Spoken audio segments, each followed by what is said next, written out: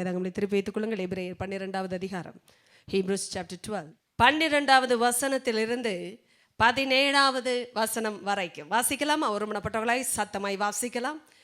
ஆகையினால் நெகிழ்ந்த கைகளையும் தளர்ந்த முழங்கால்களையும் நீங்கள் திரும்ப நிமிர்த்தி முடமாயிருக்கிறது பிசகி போகாமல் சொஸ்தமாகும்படிக்கு உங்கள் பாதங்களுக்கு வழிகளை செவ்வைப்படுத்துங்கள். யாவரோடும் சமாதானமாய் இருக்கவும் பரிசுத்தம் உள்ளவர்களாய் இருக்கவும் நாடுங்கள். பரிசுத்தம் இல்லாமல் ஒருவனும் கர்த்தரை தரிசிப்பதில்லையே. ஒருவனும் தேவனுடைய கிருபையை இழந்து போகாதபடிக்கும் யாதொரு கசப்பான வேர் முளைத்தெடும்பி கலக்கம் உண்டாக்குகிறதினால் அநேகர் தீட்டுப்படாதபடிக்கும் ஒருவனும் வேசி கள்ளனாகவும் ஒருவேளை போஜனத்துக்காக தன் சிரேஷ்ட புத்திர பாகத்தை விற்று போட்ட ஏசாவை போல சீர்கெட்டவனாகவும் இராதபடிக்கும் எச்சரிக்கையாயிருங்கள். ஏனென்றால் பிற்பாடு அவன் ஆசீர்வாதத்தை சுதந்திரித்து கொள்ள விரும்பியும் ஆகாதவன் என்று தள்ளப்பட்டதை அறிவீர்கள். அவன் கண்ணீர் விட்டு கவலையோடு தேடியும் மனம் மாறுதலை காணாமற் போனான். ஆமேன், ஆமேன். எல்லாவற்றுக்கும் ஆமேன் சொல்ல வேண்டும். ஆமேன். கடினமாய் வேதனையாய் இல்லை என்றால் நம்மை சீர்படுத்துவதை போல வருகிற ஆண்டுடைய வார்த்தைகளுக்கும் ஆமேன் சொல்லித்தான் ஆக வேண்டும். ஏனென்றால் கடந்த வாரம் நான் அதைத்தான் ஆண்டவருடைய ஆவியானவரால் சொன்னேன். ஏனென்றால் வழக்கமாய் சொல்லுகிற வார்த்தைகளையே ஆனாலும் கர்த்தர் எடுத்து பேசும் பொழுது நமக்குள் அது ஒரு புதிய தொடுதலை தொடுகிற ஆமேன் வார்த்தைகளை மாறுகிறது. ஆதலால் ஆண்டவர் பேசுகிறது எல்லாமே நம்மை கட்டுகிற வார்த்தைகள். கட்டும் என்றால் என்ன அர்த்தம்? கட்ட வேண்டிய பிரகாரமாய் கட்டும். கட்டக்கூடாத காரியங்களை அது வேறுபடுங்கும். ஆமேன். ஏன் சில வார்த்தைகள் வரும் பொழுது நமக்கு வேதனையாய் தெரிந்தாலும் ஆமேன் சொல்ல வேண்டும் தெரியுமா? ஏனென்றால் அது தேவன் விரும்புகிறபடி நம்மை கட்டுகிற வார்த்தைகள். எல்லாமே அதை குறித்து வருகிறபடியினால் தான் இந்த சுத்திகரித்தல் என்ற அந்த தலைப்பின் கீழாக நான் ஆண்டவருடைய ஆவியானவரால் சொல்லுகிற சத்தியத்தின் ஆழங்கள் நம்மை அவருடைய விருப்பத்திற்கு பங்குதாரர்களாய் மாற்றுகிற வார்த்தைகள். எல்லாருக்கும் இது உதவாது. காரணம், எதை கேட்க வேண்டுமோ அதை மட்டுமே விரும்பி கேட்கிற வார்த்தைகளை மட்டுமே கேட்க படித்து கொண்டவர்கள் என்று நான் சொல்லும் பொழுது, people those who are very selective about what they hear, எதை கேட்க வேண்டுமோ அதை மட்டும்தான் கேட்பேன், மற்றவர்களை கேட்க எனக்கு விருப்பம் இல்லை என்று காதுகளை அடைத்துக் கொள்ளுகிற தன்மை உடையவர்களுக்கு இது புலப்படாது.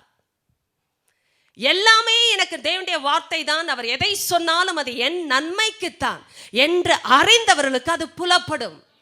புலப்படும் என்றால் என்ன அர்த்தம்? வெளிப்படும். ஆமென். வெளிச்சத்திற்கு வரும். மறைவிடமாய் ஒளிப்பிடத்திலே தேவன் ஒரு வார்த்தையும் பேசவே இல்லை. தேவன் சொல்லுகிற எல்லாவற்றையும் வெளிச்சத்திலேயே பேசுகிறார். அதைத்தான் அவர் சொன்னார், நான் அந்தகாரத்திலே பேசினதும் இல்லை, நான் ஒரு காலம் யாரிடத்திலும் மறைவிடத்தில் பேசினதில்லை என்று இயேசு சொல்லுகிறதுக்கு காரணம், தேவன் பேசும் பொழுது யதார்த்தத்தை பேசி நீதியை அறிவிக்கிற கர்த்தர். நீங்களும் நானும் இன்று படிக்கிற வசனங்களை பல மாதங்களை பரிசுத்த ஆவியானவர் சொல்லி வருகிறார். அவர் பேசுகிற எதிலையுமே நீதி இணைந்திருக்கும். நீதி இணைகிற எல்லா இடத்திலும் சமாதானம் இருக்கும். தேவ பிள்ளைகளே கவனிங்கள், பணம் கொடுத்தாலும் சமாதானம் வராது. ஆதலால் தான் சம்பாதிக்கிறதை கூட இப்படித்தான் சம்பாதிக்க வேண்டும் என்று சொல்லி தருவதே வேதம்தான். எப்படி எடைக்கற்கள் இருக்க வேண்டும், சுமித்திரையான நிறை இருக்க வேண்டும், எடைக்கற்கள் இருக்க வேண்டும் என்றும் கர்த்தர் பேசுகிறார். காரணம், அதை கூட கவனிக்கிறவர் தேவன். எப்படியும் பிசினஸ் பண்ணி பணம் சம்பாதிக்கிற வார்த்தை உலகம் சொல்லும் பொழுது பணத்தை எப்படி சம்பாதித்தால் அது சமாதானம் என்று இயேசுதான் காட்டுகிறார். நன்றாய் கவனிக்கணும். அதனால் தான் ஒரு மனுஷனுக்கு எவ்வளவு திரளான ஆஸ்தி இருந்தாலும் அது அவனுக்கு ஜீவன் அல்ல. ஆமென். அப்படி என்றால் என்ன அர்த்தம்? யாருக்கு அது இருக்கிறதோ அது கூட அவனுடைய ஜீவனுக்கு ஆதாரம் அல்ல. அதெல்லாம் நாம் கற்றுக்கொள்ள வேண்டிய விஷயங்கள். ஜீவனுக்குரிய எதுவுமே பணத்தால் வருவது இல்லை, சொத்தால் வருவது இல்லை, உறவால் வருவது இல்லை, பதவியால் பெருமையால் நம்முடைய வாழ்க்கையில் கொடுக்கப்பட்ட எந்த அந்தஸ்து என்று சொல்லுகிற காரணத்தால் ஜீவன் வருவது இல்லை. ஆதலால் ஆண்டவர் சொல்லி தரும் பொழுது அதனுடைய ஆழம் என்ன என்றால், அவருடைய பரிசுத்தத்துக்கு நாம் பங்குள்ளவர்களாகும் பொருட்டு அவர் நமக்கு போதிக்கிறார். என்று கவனித்து கேட்கிற தேவ பிள்ளைகளே, அப்படி என்றால் ஆண்டவர் எனக்கு சொல்லுகிற ஆழங்களை அவரே காண்பித்தார். போன வாரம் தேவ ஆவியானவரால் சொன்னேன், நான் சில நேரம் கேள்விகளை கேட்காமல் தொடர்ந்து கொண்டு இருக்கிறேன். ஏனென்றால் படித்து கொண்டு முயற்சித்து வளருவது உங்களுடைய தனிப்பட்ட காரியம். ஏமே, நான் கேள்விகள் கேட்பது உங்களுடைய பிரயோஜனத்திற்கும் மற்றவர்களுடைய பிரயோஜனத்திற்கும். நீங்கள் பேசினால் மற்றவர்களும் பிரயோஜனம் அடைவார்கள், கற்றுக்கொள்வார்கள். ஆதலால் பேசுவதற்கு உங்களுக்கு இந்த இடத்தில் சுதந்திரம் இருக்கிறது. ஞாயிற்றுக்கிழமை ஆராதனை போல கேட்டுவிட்டு போகிற ஸ்தலம் அல்ல. தயவு செய்து நீங்கள் பேசுகிற நிலைமைக்கு வர வேண்டும் என்றால் நீங்கள் கேட்டதை தக்க வைத்து கொண்டால் மாத்திரமே பேச முடியும். எனக்கு நீங்கள் கேட்டதை தக்க வைத்து கொண்டால் மாத்திரமே பேச முடியும். சாதாரணமாக பேச்சு வராது. எத்தனை பேருக்கு புரிகிறது? தியானிக்கப்பட்ட காரியங்களை தான் பேச முடியும்.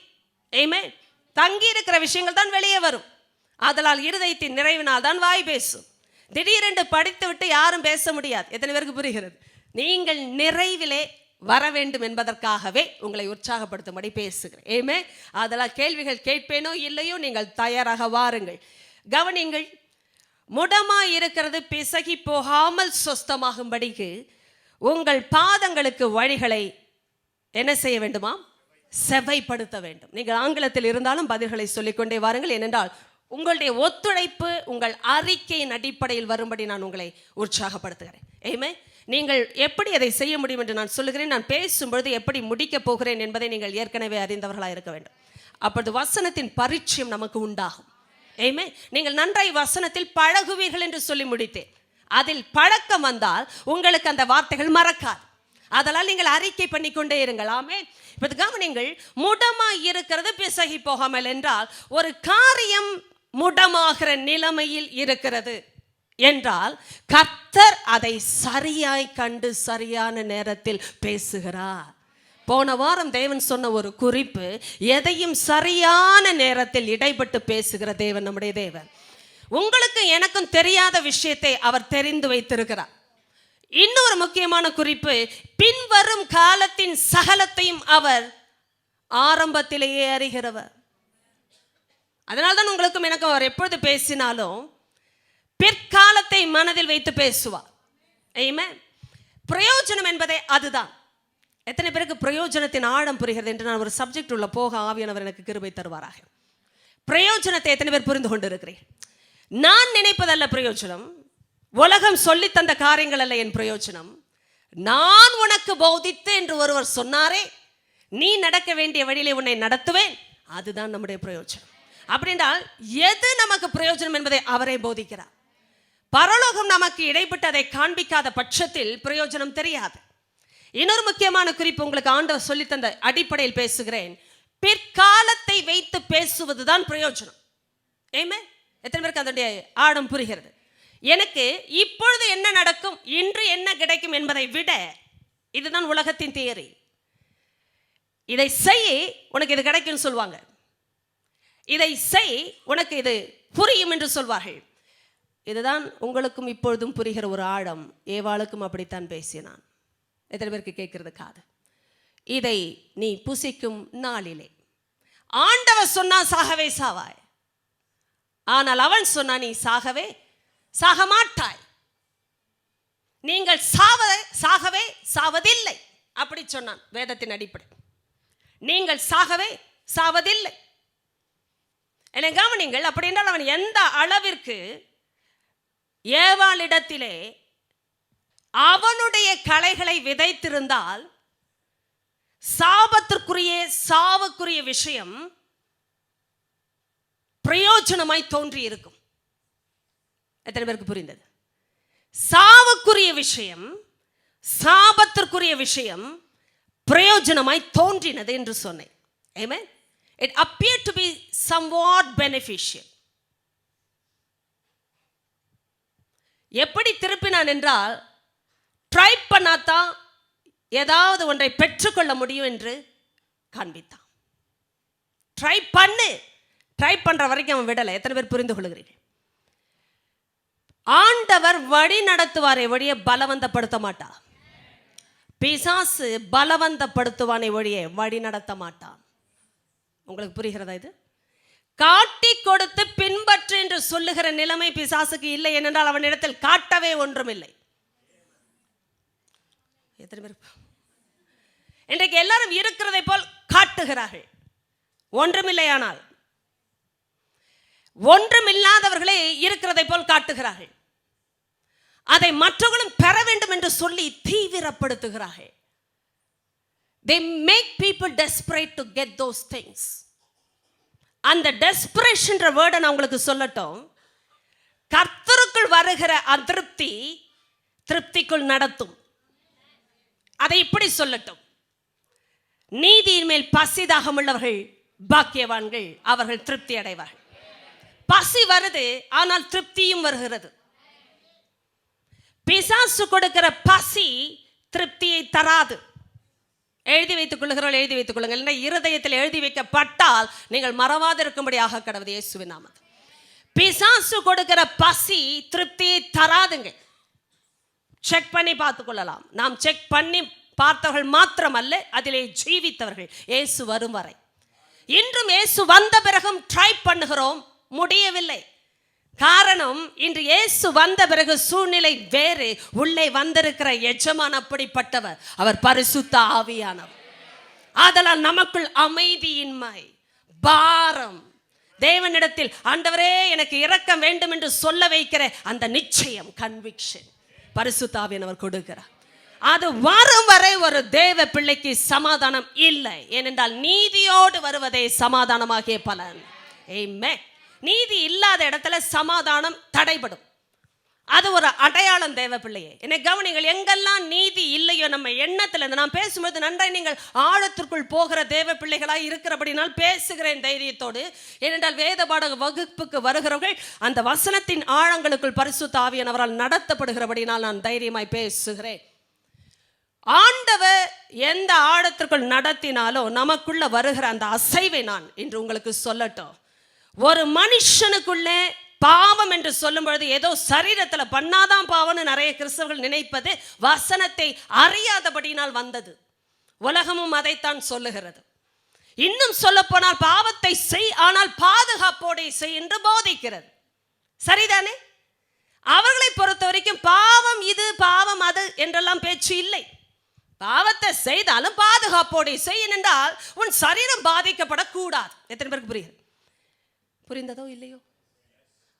கரங்களை வைத்து ஆமென் என்று காட்டி விடுங்கள். இயேசுவின் நாமத்தில் ஆமென். அதற்கு தான் உடைய கண்கள் பதிந்திருப்பது மிக முக்கியம். காதுகள் அப்பொழுது திறந்திருக்கும் இயேசுவின் நாமத்தில். வேதத்தை வீட்டிலே சென்று தியானிங்கள். என்னை கவனிங்கள். உலகம் பார்ப்பது சரீரத்தை மட்டும்தான். ஏனென்றால் அவர்களுக்கு உள்ளே இருக்கிற உள்ளான மனுஷனை பற்றி ஒன்றும் தெரியாது. மனது எங்கோ இருக்கிறது என்று நினைக்கிறார்கள், ஆனால் எங்கே இருக்கிறது என்று தெரியாது. அவர்கள் சரீரத்தை வைத்துத்தான் ஒப்பிட்டு பேசுவார்கள். எதை புரிந்து கொண்டாலும் சரீரத்தை வைத்துத்தான். அவர்களுக்கு பகுத்தறிவு என்றால் என்ன அர்த்தம் தெரியுமா? எத்தனை பேருக்கு அர்த்தம் தெரியும் பகுத்தறிவு என்றால்? உலகப்பூர்வமாய் பேசுகிறேன் என்றால் உங்களுக்கு புரிய வேண்டும் என்பதற்காக சில நேரம் அதை ஒப்பிடுவேன். ஆனால் அதிலிருந்து நாம் கற்றுக்கொள்வது இல்லை. ஏனென்றால் கற்றுக்கொள்ள அங்கு ஒன்றும் இல்லை. எத்தனை பேருக்கு அதாவது புரிந்திருக்கிறது? சிக்ஸ்த் சென்ஸ் என்பார்கள் உலகத்திலே. பகுத்தறிவு, ஆறாவது அறிவு, அது வேதத்தில் இல்லை. சொல்லுங்கள் எல்லாரும் சத்தமா, இல்லை. ஆறாவது அறிவு என்று உலகத்திலே சொல்லப்படுகிற காரியம் வேதத்தில் இல்லை. ஆண்டவர் சொல்லுகிற அறிவு என்பது பகுத்தறிவு என்பது பிரிக்கிற அறிவு. பகுத்து அறிவது. ஹல்லேலூயா. பகுத்து அறிவது. பகுத்து அறிவது என்றால் பகுதி கட்டுவது, பிரிப்பது, டிசர்ன்மெண்ட். எது சரி தவறு, எது நல்லது கெட்டது, எது நன்மை தீமை என்று பிரிப்பதே பகுத்தறிவு. இதை உலகம் சொல்லும் சரீரத்தின் 5 புலன்களை பயன்படுத்தி அறிய வேண்டும் என்று. ஏனென்றால் அவளுக்கு தெரிந்ததெல்லாம் சரீரம்தான். ஆக்ஸ்போர்ட் டிக்ஷனரியிலே படிச்சீங்கன்னா தெரியும். Using your sharp parts of discernment, having sharp parts of discernment, using your 5 senses. எப்படி இருக்கு? எத்தனை பேருக்கு புரிந்தது என்று தெரியல. ரொம்ப ஷார்ப்பா இருக்கணுமா? எது? டிசர்ன்மெண்ட். ஆனா எதை யூஸ் பண்ணுமா? அதுலயே போயிடுச்சியா? 5 senses யூஸ் பண்ணி சென்ஸே இல்லைன்னு அர்த்தம். ஏன்னா ஆவிக்குரிய சென்ஸ் இந்த சென்ஸ்ல இல்லை. ஆமென். ஆவியின் காரியங்கள் எல்லாம் பயங்கரமானது, மாறாதது, அழியாதது. அது தேவனுக்குரியது, நிலைத்திருப்பது. இது தேவனால் வருவது. அதனால் தான் கனெக்ஷன் அங்கே வரலன்னா இங்கே நடக்கிறது என்னன்னு தெரியாது. ரொம்ப டேஞ்சரஸான விஷயம் நம்ம எல்லாருக்குமே. இங்கே கனெக்ஷன் சரியா இல்லைன்னா முதல்ல அதை சரி பண்ணிக்கொள்ள முடியாது. கர்த்தர் என் கண்களையும் உங்கள் கண்களையும் திறந்திருப்பாரா எப்பொழுதும் இயேசுவின் நாமத்தில். இல்லை என்றால் இங்கு நடப்பது புலப்படாது. எனக்கு என்ன நடக்கிறது, என் மூலமாய் மற்றவர்களுக்கு என்ன நடக்கிறது புலப்படாதுங்க. என்னென்ன அந்த ஐம்புலன்கள் அல்ல நம்மை வழி நடத்துவது, நமக்குள் இருக்கிற ஆவியானவர். நமக்குள் அவர் பேசி நடத்துவதே ஆவியானவரால் நடத்தப்படுவது. அதனால்தான் தேவனுடைய ஆவியினாலே நடத்தப்படுகிறவர்கள் தேவனுடைய புத்திரர்களாக இருக்கிறார்கள். ஏமே, தேவனுடைய ஆவியினாலே நடத்தப்படுகிறவர்கள் தான் தேவனுடைய புத்திரர்கள். அப்படின்னா தேவனுடைய புத்திரர்களாய் புத்திரிகளாய் நீங்களும் நானும் இருப்போம் என்றால் கர்த்தர் நடத்துகிறார். எப்படி நடத்துவார்? நடைகள் எப்படி நடத்துவார்? ஆவியானவர் எப்படி நடத்துவார்? இன்னொரு முக்கிய குறிப்பு, எப்படி நடத்துவார்? அவர் வார்த்தையினால் என் ஆவியிலே இடைப்பட்டு என்னுள் பேசி என் சிந்தையை மறுரூபமாக்கி என் முடிவுகளை பாதிக்கிறவரை நடத்துவார். அவ்வளவுதான் அவர் செய்வார். அவர் பேசினா பாதிக்கப்படணும். ஒரு மனுஷன் எப்படி பாதிக்கப்படணும் தெரியுமா? சிந்தனைகள்லாம் சிதறணும், அஸ்திபாரங்கள் சிதறணும். எதெல்லாம் ஆண்டவரால் வரவில்லையே எல்லாம் இடித்து நிர்மூலமாக்க மட்டும் அந்த வார்த்தை விடாது. அப்படி பேசுவார். ஆனால் ஏற்றுக்கொள்ற ஆள் மாறுவாங்க. அங்கதான் விஷயம். அதுதான் இணைப்பு. ஆண்டவர் பேசுவார், எப்போதும் பேசுவாருங்க. எத்தனை பேருக்கு அதாவது தெரிகிறது? ஆனால் யாரிடத்தில் அதை கிரியை செய்யும் தெரியுமா? ஏற்றுக்கொள்ளுகிறவர்கள் இடத்துல தான். அதனால தான் சொல்லுவேன், வசனத்தை பார்த்துல ஆமேன் போடாதீங்க. இது நமக்கே உரிய உபதேசம். எல்லாருக்கும் பொதுவாக சொல்ல முடியாது. என்னென்றால் பயந்து விடுவார்கள். எல்லா வார்த்தையும் ஆமேன் சொல்ல தெரியணும். உங்களுக்கு இப்போதே ஆமேன் வரவில்லைங்க. ஏன் தெரியுமா? பயம் வருது சில பேருக்கு. ஐயோ, இந்த வார்த்தை கூட ஆமேன் சொல்லுங்க. என்ன ஆகும்? தேவன் பேசினால் ஆமேன். ஏதாவது ஒன்று உருப்படுமே. நான் சொன்னேன், உருப்படுவது என்பதே நல்ல வார்த்தை. உருப்படு, உரு எடு என்ற அர்த்தம். அதுதான் உருப்படு. எத்தனை பேருக்கு தமிழ் புரிகிறது? தேவன் பேசினால் ஆமேன் என்ன சொல்லுகிறார்? முடமாய் இருக்கிறது அப்படி என்றால் அவருக்கு தான் தெரிகிறது அது முடமாய் இருக்கிறது. ஐயோ, கண்கள் எத்தனை பேருக்கு திறந்திருக்கிறது? ஓ, எனக்கு தெரியல ஏசப்பா, நான் நல்லா தானே இருக்கிறேன். அப்படி தானே சொல்லுவோம். இப்போ கேட்டாலும் எனக்கு நல்லா தானே இருக்கு. அது ரட்சிக்கப்படுவதற்கு முன்பாக அவ்வளோ ஒரு திமிர் என்று சொல்லலாமே. என்ன ஒரு பெருமை, என்ன ஒரு கௌரவம், எனக்கு என்ன பிரச்சனை அப்படின்னு சொன்ன ஆட்கள் தான் நாம். வேதம் வீட்டிற்கு வந்த பொழுது தூக்கி எறிந்த ஆள் நான். பெரிய வேதம் இன்று வீட்டிலே பைண்டிங் பண்ணி பத்திரமா வைத்திருக்கிறோம். எங்கள் வீட்டையே அசைத்த வேதம் அல்லவா? சும்மா தான் வந்தது. சரியான ஆள் ஆண்டவர். எப்படி அவரை பற்றி பெருமை பாராட்டம் இருக்க முடியும்? இப்படி ஒரு கருப்பு புத்தகம் பெருசாக வந்தது. எங்கள் அப்பா சும்மா இருக்க மாட்டாமே, ஆஃபீஸில் போய் வேலை பார்த்து கொண்டிருந்தவர் ஒரு நாள் பார்த்தார் இந்த வேதம் கிடக்கிறதை. ஆண்டவரை அறியாத மனுஷன், ஆனால் ஆண்டவர் நாமத்தை அறிந்திருந்தார். ரட்சிக்கப்படாதவரானால் ஒருவரும் அதை தொடாமலும். பாருங்க, நம்ம சபையில நடக்கிற விஷயம் தானே. போட்டுவிட்டு போகிறார்கள், திரும்ப வந்து கேட்பதே இல்லை. நல்ல ஜனங்கள் வேதத்தை பரப்புகிறார்கள். வசனத்தை இப்படியாகிலும் பரவட்டும் என்று பரப்புகிறார்கள். எத்தனை விதவிதமான வேதங்கள் கிடக்கிறது என்று அறிவீர்களா? எங்கே போட்டோம் என்று அவளுக்கே தெரியவில்லை. சபைக்கு வந்து விட்டு போட்டுவிட்டு சென்று எந்த வேதத்தை படிக்கிறார்கள் என்றும் தெரியவில்லை. அப்படி அலுவலகத்திலே ஒருவர் விட்டு விட்டு சென்று விட்டார். யார் அந்த மனிதர் என்றும் தெரியவில்லை. கிறிஸ்தவரா கிறிஸ்தவர் அல்லாதவரா? பல நாட்கள் அந்த வேதம் அங்கே கிடக்கவே என் தகப்பன் அங்கிருந்தவர்களை கேட்டு, யாருடைய வேதம் என்று கேட்டபோது, தெரியலைங்கய்யா, ரொம்ப நாளாக இருக்கு, நீங்க வேணா கொண்டு போங்கன்னு சொல்லியிருக்கிறாங்க. நல்ல மக்கள் அல்லவா? இதுவே பணம் கிடந்திருந்தா, ஒரு பேக்கெட் பிரியாணி இருந்திருந்தா, நம்ம மக்களுக்கு இருக்கிற பிரயோஜனத்தின் மனப்பான்மைகள் இது யாருக்கு வேண்டும்? என் தகப்பன் அதை பத்திரமாக வீட்டிற்கு கொண்டு வந்தார். ஏன் தெரியுமா? அவருடைய மகனாகிய ஒரே மகனுக்கு சுகம் தேவைப்பட்டது. இந்த சூழ்நிலைகளுக்காய் ஸ்தோத்திரம். ஏனென்றால் எனக்கு எந்த பிரச்சனையும் இல்லை, என் குடும்பத்திற்கு எந்த பிரச்சனையும் இல்லை, நான் நன்றாய்த்தானே இருக்கிறேன், வாழ்க்கை நன்றாகத்தானே ஓடிக்கொண்டிருக்கிறது என்ற நிலைமையில் ரட்சிப்பு அவசியப்படுவதில்லை. ஆனால் தேவன் அந்த சூழ்நிலையை கொண்டு வருவதற்காய் ஸ்தோத்திரம். கால்களை முடக்க வைத்த தேவன், நாவை அறிக்கை பண்ண வைத்த தேவன். அப்படி வந்த வேதத்தை நான் தூக்கி எறிந்தேன். அந்த காலத்தில் படிப்போம் அல்லவா பலவித பத்திரிகைகள், அவைகளின் மத்தியிலே வீசி எறிந்து நான் சொன்ன காரியம் இது யாருக்கு வேண்டும்? பிணியாளிகளுக்கே அல்லாமல் வேறொருவருக்கும் வேண்டியதில்லை. அப்படின்றால் நான் நினைத்தது நான் நன்றாகத்தானே இருக்கிறேன். அது அண்ணன் தான் படிக்க வேண்டும். அவருக்கு சொஸ்தம் வரவே இந்த புத்தகம் வந்திருக்கிறது. அவர் படித்து சொஸ்தமாகட்டும். எனக்கு எல்லாமே சரியாகத்தானே இருக்கிறது. நிறைய நேரம் அப்படித்தானே நினைக்கிறோம். நேரம் வந்தது, இதை எடுத்து வைத்துக்கொண்டு அழு என்று அழுதேன். ஏன் அழுதேன் என்றே தெரியாமல் அழுதேன். அதுதான் கிருபை. இது கரத்தில் எடுத்த உடனே அழுகிற நிலைமை வந்ததுங்க. கர்த்தர் மிகவும் பெரியவர். ஹல்லேலூயா. முட்டமா இருக்கிறது அப்படின்றத ஒரு ஸ்டேட்மெண்ட்டை யாரையா கொடுக்கிறது? இது எனக்கு ஆச்சரியமா இருக்கு. இப்போ எவ்வளவு போதனை, எவ்வளவு சீர்திருத்தம், எவ்வளவு சிட்சிப்பு. அதுதான் ஆவி ரட்சிக்கப்படும்படி சிட்சிப்பு. ஸ்தோத்திரம். மாம்சத்தின் அழிவுக்காக ஆமென் என்று சொல்லி பெற்றுக்கோ. ஆமென். தைரியம் இருக்கிறவங்களுக்கு அது நடக்கும். நடந்தால் நீங்கள் பிழைப்பீர்கள். அதுதான் முக்கியம். இப்போ எப்படி ஆகலும் பிழைக்கணும். அடி வாங்கி ஆகலும் பிழைக்கணுங்க. எதற்கு அதாவது புரிகிறது. டீச்சர் என்னை பார்த்து எப்போதுமே அன்பு செலுத்தணும்னா டீச்சர் சொல்கிற மாதிரி நடந்துக்கணும். எத்தனை பேருக்கு அதாவது புரியுது? அவங்க என்ன அடிக்கவே கூடாது அப்படின்னா என்ன அர்த்தம்? நீங்கள் அவங்க சொல்லுகிறது போல் படிக்கணும் என்ற அர்த்தம். ஆனால் நடக்கவில்லை என்றால் அதே காரியம் தான் இங்கேயும் நடக்கும். தேவன் என்னை அடிக்கவே கூடாது என்றுதான் நானும் நினைக்கிறேன், ஆனால் வாங்கி விடுகிறேன். ஏன்?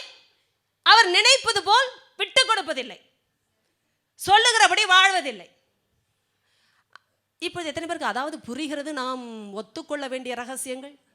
அதனால் தானே நல்லது என்று சொல்லுகிறார். இதை யார் சொல்ல முடியும்? உன் பிற்காலத்தில் உனக்கு சமாதானமாகி நீதியின் பலனை தருகிற அந்த சிட்சைக்கு நீ பழகும் பொழுது என்று சொல்லுகிறாரே, அது தற்காலத்தில் துக்கமுள்ளதாய் காணும் ஆனாலும் என்று சொல்லுகிறாரே. ஏன்?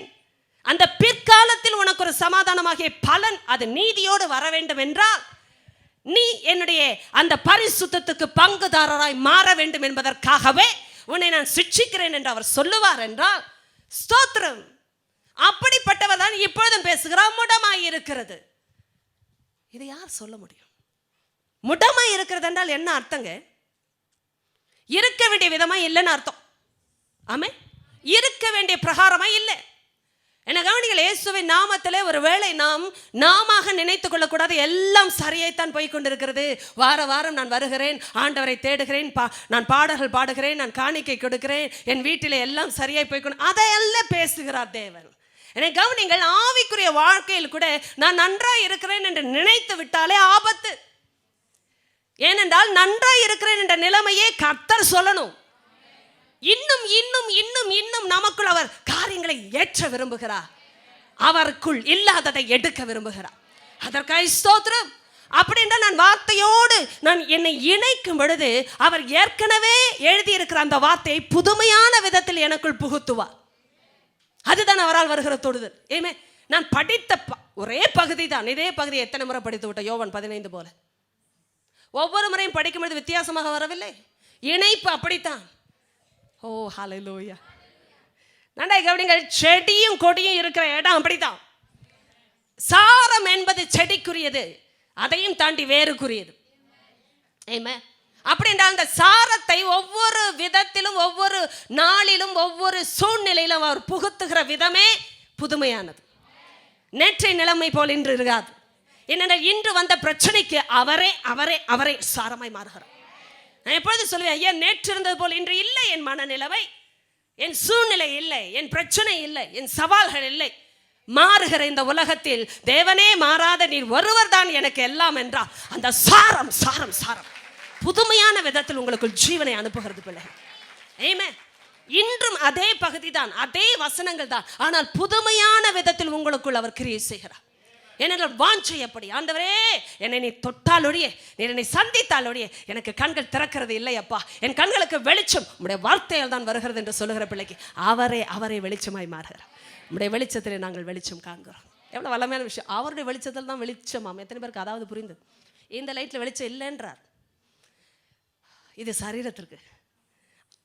ஆவியில் வருக வேண்டிய வெளிச்சம் அவரால் தான் வர முடியும். சரீரத்தின் வெளிச்சம் எல்லாம் இந்த உலகத்தில் கொடுக்கப்பட்ட காரியங்கள் எல்லாம் சரீரத்தில், பாதத்திற்கு, கண்களுக்கு, நாம் போக வேண்டிய வழிகளுக்கு அது வெளிச்சத்தை தருகிறது போலவே அவருடைய வார்த்தை கால்களுக்கு தீபமும் பாதைக்கு வெளிச்சமும். அப்போ வார்த்தை வந்தால்தான் ஆவியில கண்களுக்கே வெளிச்சம். சொன்னேன், கடந்த வாரம் தானே சொன்னேன், சரீரத்தில் கண்ணானது விளக்கா இருக்கிறது. எந்த ஞாயிற்றுக்கிழமை சொன்னேனா இல்லை புதன்கிழமை சொன்னேனா? நன்று புதன்கிழமை தான் சொல்லியிருக்கேன். நடை கவனிங்கள், கண்ணு விளக்கு. இந்த காண்கிற கண்களை இயேசுவின் நாமத்தில் நான் கட்டவிழ்க்கிறேன். பெற்றுக்கொள்ளுங்கள் இயேசு நாமத்தில். அப்படி ஆமாம், காண்கிற கண்கள் வேணும்ப்பா. நீங்கள் சின்ன ஜெபம் பண்ணாலும் பிசாசுக்கு அது ஒரு வெடிகுண்டை போல. எத்தனை பேருக்கு அதெல்லாம் புரிகிறது? ஓ மை காட், புரியவில்லையோ? புரிய வைக்கட்டுமா? சிம்சோன் கடைசி நேரத்தில் ஒரு ஜெபம் பண்ணான்.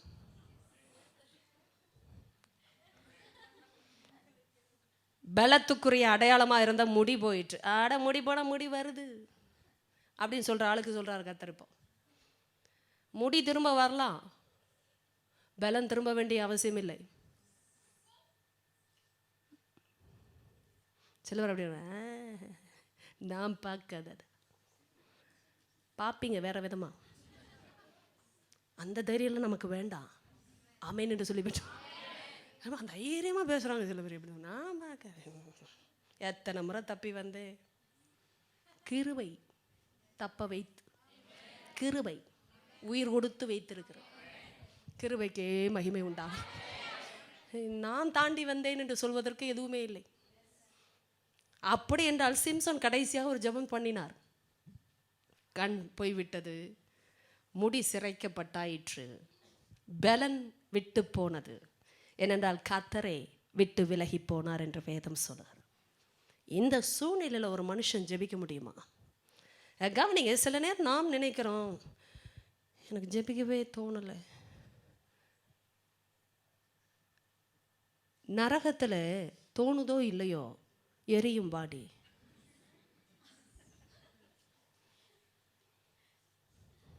பிசாசுக்கு என்னைக்குமே தோன்றி செய்வதே இல்லவே. அவ்வளோ வாங்கினாலும் திரும்ப வேலை செய்கிறான். உங்களுக்கு எனக்கு அதெல்லாம் ஒரு பாடம். எத்தனை முறை விரட்டினாலும் அன்று ஓடிடுவான், திரும்ப ஏதாவது ஒரு வழி கிடைக்குமான்னு வருவான். உங்களுக்கு எனக்கும் ஆண்டவர் பதில் கொடுக்கலாம். நான் சர்ச்சுக்கே போக மாட்டேன், பைபிள் படிக்க மாட்டேன். யாருக்கு நஷ்டம்? நான் செத்து போகிறேன், உலகத்தில் கொஞ்சம் பாரம் குறையும், வேற என்ன நடக்க போகிறது? இதெல்லாம் உதவாதுங்க. இப்போ கர்த்தர் சிலதெல்லாம் சொல்லும் பொழுது நம் நன்மைக்காக பேசுகிறார் என்றால் கொஞ்சம் காது கொடுத்து கேட்போம். எதை சொன்னேன் இப்பொழுது? கண்கள் சரீரத்தின் விளக்கு என்றால் கண்ணுக்கு லைட் யார் போடுறது? கொஞ்சம் நல்லா சொல்லுங்களேன். அதை கண்ணுக்கு லைட் எப்படி போடுறது?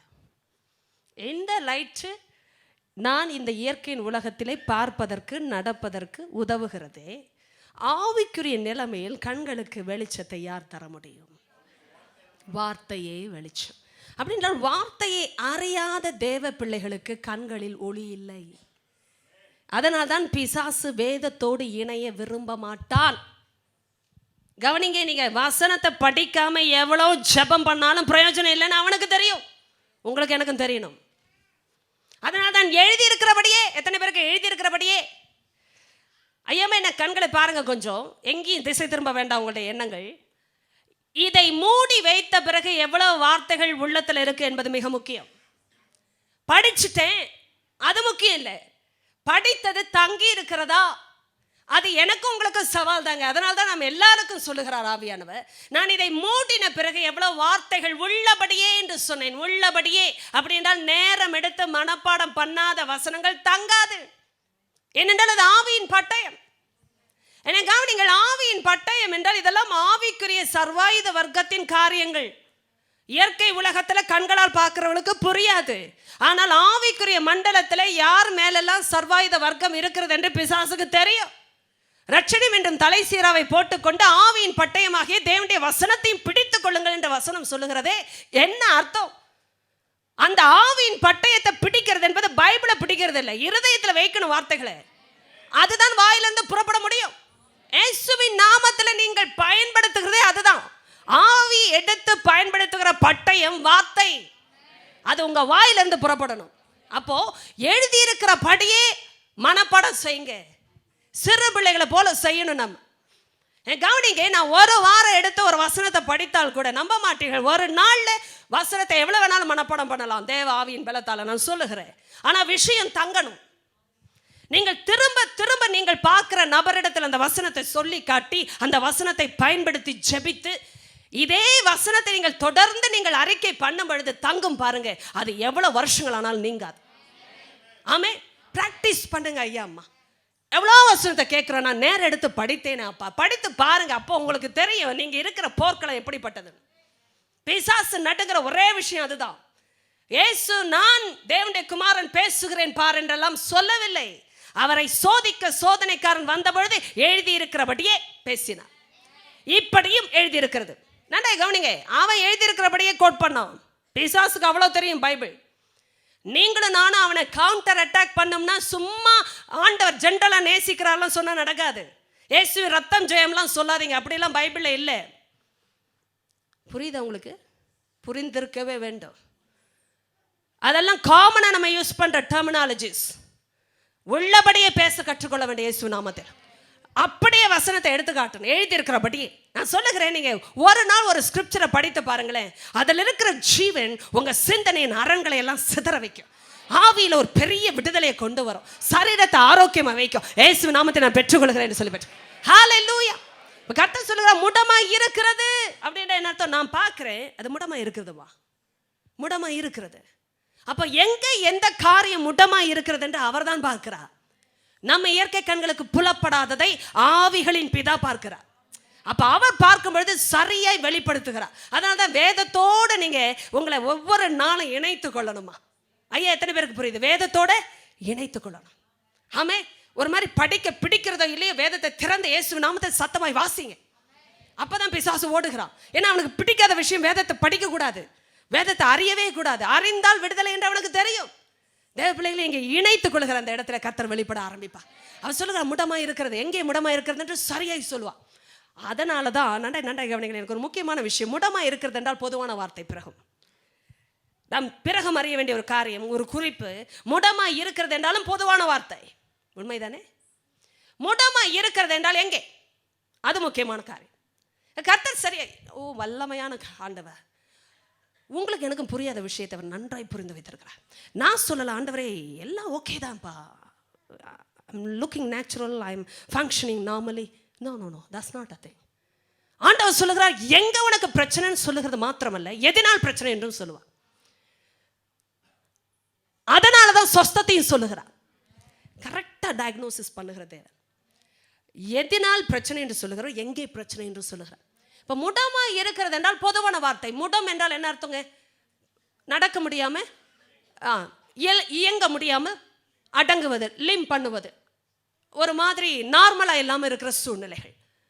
சாதாரணமா இல்லை, ஏதோ ஒன்று சாதாரணமற்ற நிலைமையில் இருக்கிறது என்றால் அதுதான் முடமா இருப்பது. இப்போ கர்த்தர் சொல்கிற முடமா இருக்கிறது, அது ஒரு வார்த்தை. எங்கே முடமா இருக்கிறது? உன் சூழ்நிலை முடமா இருக்கிறது, உன் நாக்கு முடமா இருக்கிறது, உன் கண்கள். நன்றாய் சொல்லுகிறேன், இதைத்தான் நான் சொல்ல வந்தேன்.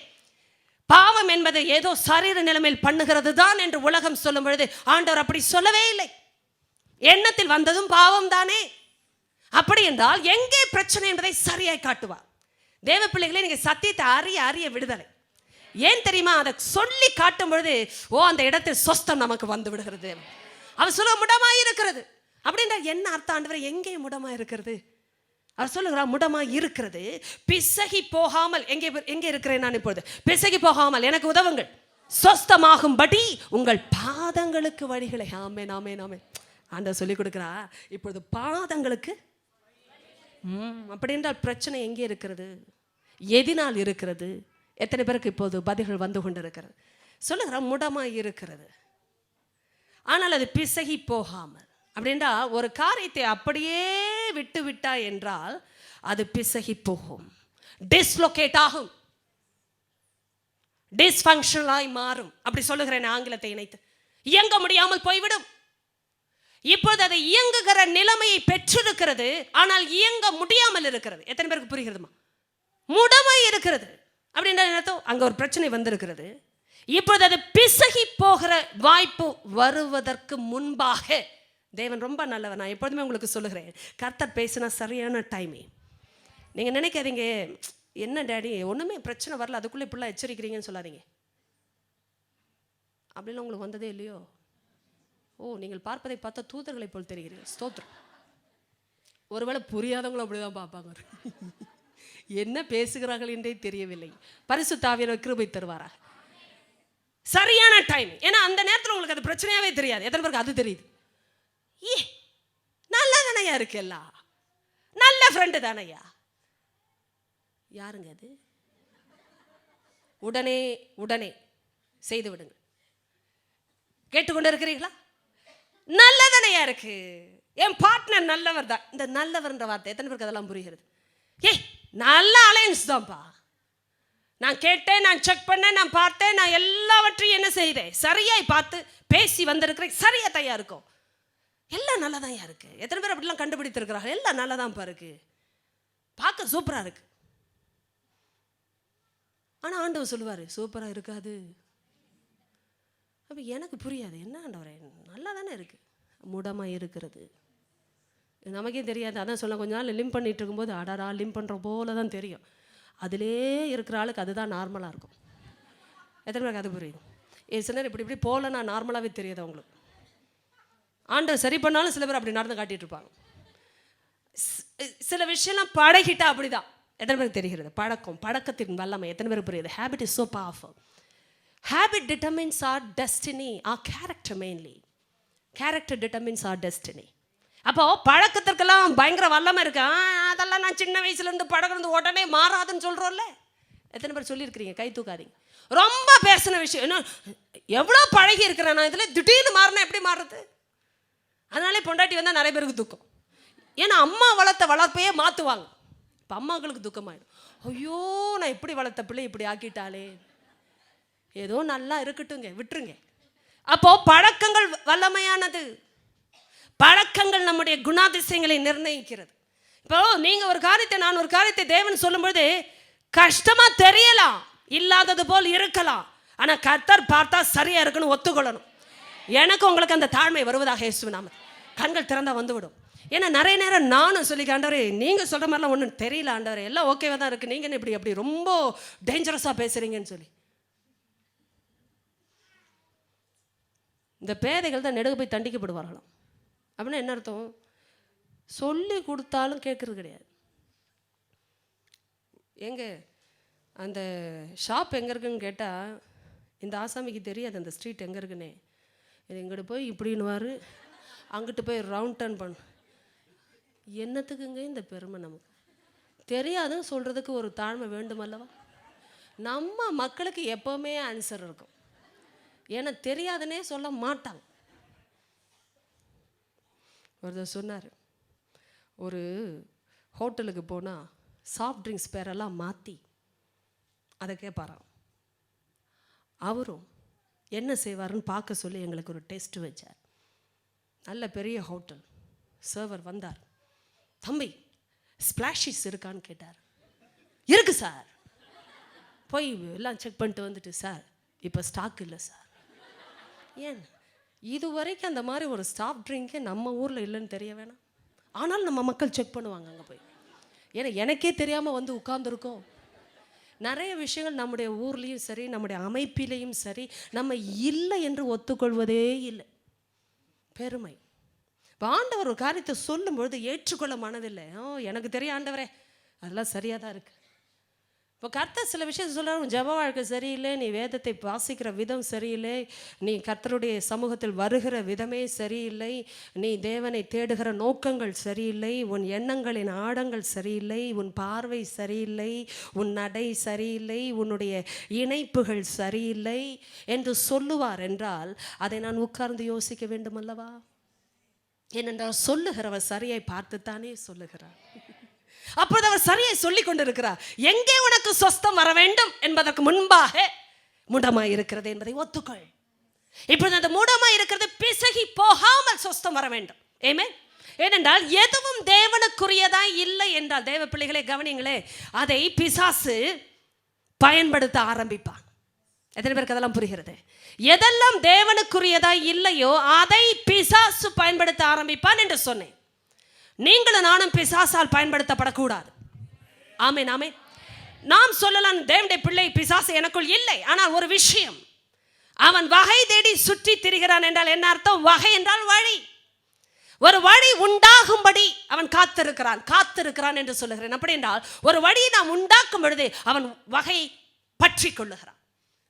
அந்த வகையை பெற்றுக்கொண்ட பிசாசு சட்ட ரீதியாக என்ன செய்கிறான்? நமக்குள், நம் குடும்பத்துக்குள் நுழைந்து கிரியை செய்ய ஆரம்பிக்கிறான். தேவ பிள்ளைகளை, அதை நாம் அறிய வேண்டும். தேவன் எனக்குள் இருக்கிறாரா, என் குடும்பத்திற்குள் கிரியை செய்கிறாரா என்பதை நான் எப்படி அறிவேன்? சமாதானம் இருக்கும், நல்லா ஜபிக்க முடியணும் வீட்டில். எனக்கு அது ஒரு பெரிய சவால். எத்தனை பேருக்கு அது சவால் என்று புரிகிறது? சபையில் வந்து ஜபிப்பதா அல்ல, வீட்டில் ஜபிக்கணும். ஆமென் என்று சொல்லி பெற்றுக்கொள்ளுங்க. இங்க வந்து வாய் திறந்து 4 பேரோட கத்தி ஜபிப்பது ஆராதிப்பது அல்ல, வீட்டில் நடக்கணும். தனி அறையில் நடக்கணும், பெட்ரூம்ல நடக்கணும். கரங்களை வைத்து ஆமென் அப்பா, அது எனக்குள் வரட்டும், குடும்பத்துக்குள் வரட்டும், இயேசுவின் நாமத்தில் பெற்றுக்கொள்கிறோம் பிதா. ஆமென். கவனிங்க, பப்ளிக் பிரேயர் அல்ல. It's all about the private prayer, secret prayer.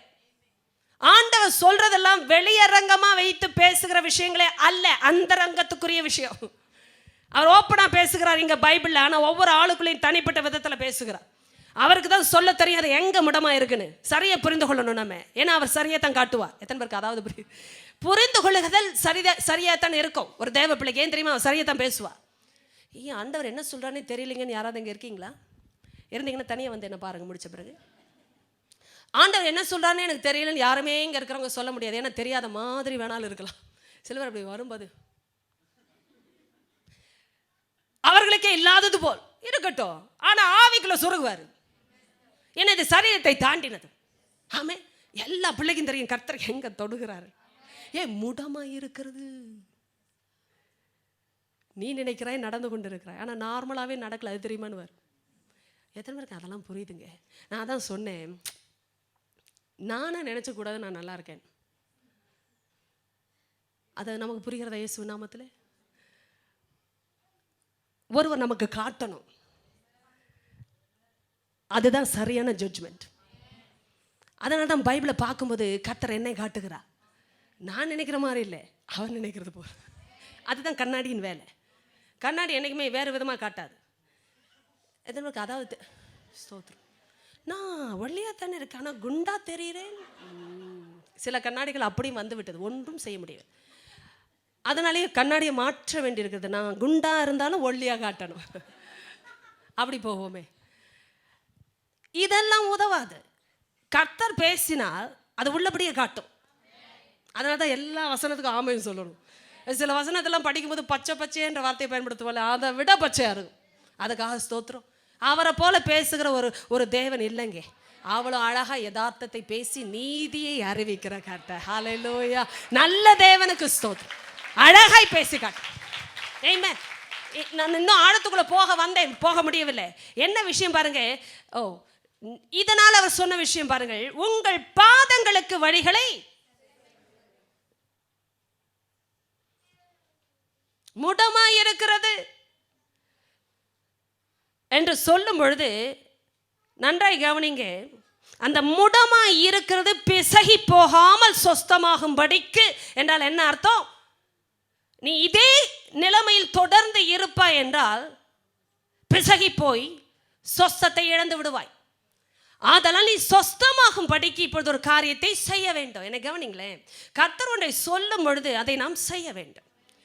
சொல்ல, உன் பாதங்களுக்கு வழிகளை செவ்வைப்படுத்துங்கள்ன்ற என்ன அர்த்தம்? இப்போ பாருங்களேன், இயற்கையான உலகத்தில் நான் முடமாக இருக்கும்போது யாருமே கரடு முரடான நெருஞ்சுகள், முட்கள், குழிகள் இருக்கிற பாதையில் நடக்க சொல்ல மாட்டார்கள். உண்மைதானே?